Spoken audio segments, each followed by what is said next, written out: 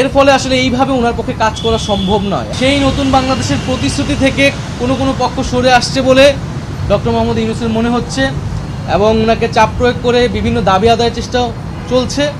সেই ধারাবাহিকতায় জাতীয় নাগরিক পার্টির সাথেও আজকের এই আলোচনা। আজকের এই আলোচনায় আমরা প্রথমেই ডক্টর মোহাম্মদ ইউনূসের প্রতি সমর্থন জানিয়েছি এবং ওনাকে আমরা অনুরোধ করেছি, আহ্বান জানিয়েছি যে গণঅভ্যুত্থানের যে প্রতিশ্রুতি রক্ষায় উনি দায়িত্ব গ্রহণ করেছিলেন সেই দায়িত্ব সম্পন্ন করেই যাতে উনি সিদ্ধান্ত নেন যে কোনো বিষয়ে। আমাদের আলোচনায় যেই বিষয়গুলো গুরুত্ব পেয়েছে, আমরা বলেছি যে আওয়ামী লীগ নিষিদ্ধের আন্দোলনে জুলাই ঘোষণাপত্র বাস্তবায়নের একটি দাবি ছিল এবং সরকারের পক্ষ থেকে 30 দিন আমাদেরকে বলা হয়েছিল 30 কার্য দিবসের মধ্যে সেটি হবে। নির্ধারিত সময়ের মধ্যে যাতে জুলাই ঘোষণাপত্র জারি করা হয়, প্রদান করা হয়, সেই বিষয়ে আমরা আহ্বান জানিয়েছি এবং সরকারের পক্ষ থেকে ডক্টর ইউনূস স্যারের পক্ষ থেকে আমাদেরকে আশ্বস্ত করা হয়েছে। দ্বিতীয়ত আমরা যে জুলাই গণঅভ্যুত্থানে শহীদ হয়েছেন, শহীদ পরিবার এবং আহত যারা রয়েছেন তাদের যে পুনর্বাসন প্রক্রিয়াটা, সেই প্রক্রিয়া কাজটা ধীরগতিতে আগাচ্ছে। সঞ্চয়পত্র গণঅভ্যুত্থান অধিদপ্তর থেকে যে সঞ্চয়পত্র দেওয়ার কথা ছিল সেটি এখনও সকল শহীদ পরিবার পায়নি। মাসিক ভাতা দেওয়ার কথা ছিল, সেই ভাতা দেওয়াটি এখনও শুরু হয়নি। আমরা বলেছি যাতে দ্রুত সময়ের মধ্যেই প্রতিশ্রুতিকৃত সকল যে দাবি, আর্থিক সহায়তা সহ পুনর্বাসনে সেই বিষয়টি যাতে নিশ্চিত করা হয়। তৃতীয়ত শেখ হাসিনার আমলে হওয়া জাতীয় এবং স্থানীয় পর্যায়ের সকল নির্বাচনকে আমরা আনুষ্ঠানিকভাবে অবৈধ ঘোষণা করতে বলেছি, কারণ সেই সময়টা শেখ হাসিনা একটি ফ্যাসিবাদী শাসন ব্যবস্থায় ইলেকশন করেছিল এবং মানুষের ভোটাধিকার হরণ করেছিল। রাতের ভোট হয়েছে, দামি নির্বাচনের ভোট, দামি প্রার্থীর ভোট হয়েছে। ফলে সেই নির্বাচনগুলো নিয়ে প্রশ্ন রয়েছে এবং এই নির্বাচনগুলোকে সেই সময়ের বিরোধী রাজনৈতিক দলগুলোও বিভিন্ন সময় প্রত্যাখ্যান করেছে। ফলে আমরা মনে করি যে সেই নির্বাচনগুলো থেকে আবার সেই নির্বাচনগুলোকে আবার আদালতে নিয়ে যে এক ধরনের পরিস্থিতি তৈরি করা হচ্ছে। তো সেই বিশৃঙ্খলা এড়াতে সেই পূর্বের নির্বাচনগুলোকে আইনগতভাবেই অবৈধ ঘোষণা যাতে করা হয়। আমরা চতুর্থত বলেছি যে ইলেকশন কমিশনের উপর আস্থা রাখতে পারছি না রাজনৈতিক দল হিসেবে। সেই ইলেকশন কমিশন পুনর্গঠন করে যাতে স্থানীয় সরকার নির্বাচনের দ্রুত আয়োজন করা হয়।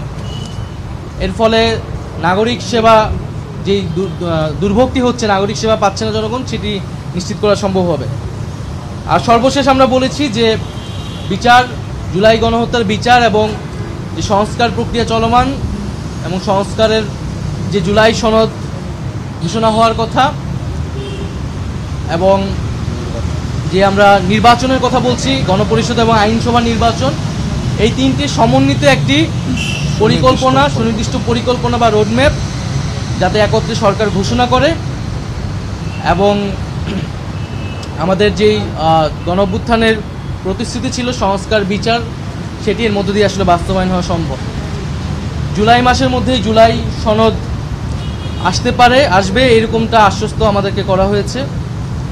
আমরা বলেছি যে বিচারটাও কবে শেষ হবে, কোন প্রক্রিয়া আগাবে এবং নির্বাচন যেটা জানুয়ারি থেকে ডিসেম্বর থেকে জুনের মধ্যে হওয়ার কথা, সেটারও একটা সুনির্দিষ্ট পরিকল্পনা যাতে সরকারের পক্ষ থেকে ঘোষণা করবে। ওটা থেকে এই 5টি বিষয়ে আমাদের আলোচনা হয়েছে।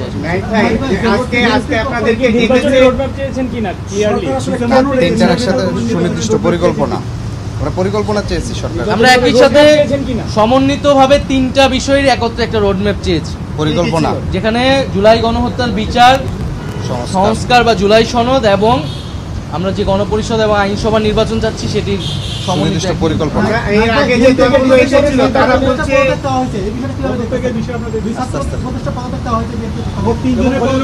আমরা সুস্পষ্টভাবে বলেছি যে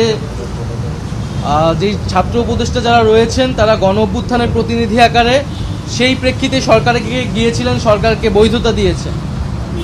ফলে তাদের সাথে কোনো রাজনৈতিক দলের বা এনসিপির যে সম্পর্ক নাই সেটা আমরা আজকে সকালের বক্তব্য আমাদের পরিষ্কার করেছি।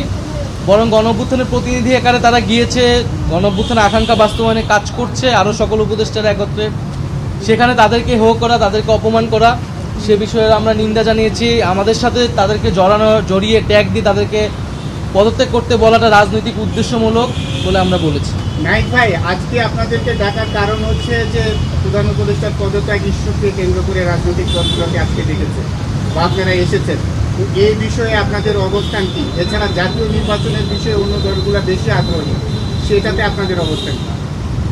আমরা বলেছি যে উনি যাতে দায়িত্বে থাকেন, দায়িত্বে থেকে রাজনৈতিকভাবে আলোচনার মাধ্যমে সকল পক্ষের সকল সমস্যার সমাধান করেন। কোনো রাজনৈতিক দল নয়, বরং জনগণ এবং যে গণ অভ্যুত্থানকারী ছাত্র জনতা, তাদের আহ্বানেই তিনি দায়িত্বে এসেছেন এবং তাদের আকাঙ্ক্ষা বাস্তবায়নের জন্যই তিনি আসলে কমিটেড। কোনো রাজনৈতিক দলের প্রতি উনি কমিটেড নয়। এই বিষয়টা যাতে উনি বিবেচনা করেন যে কোনো সিদ্ধান্তের ক্ষেত্রে।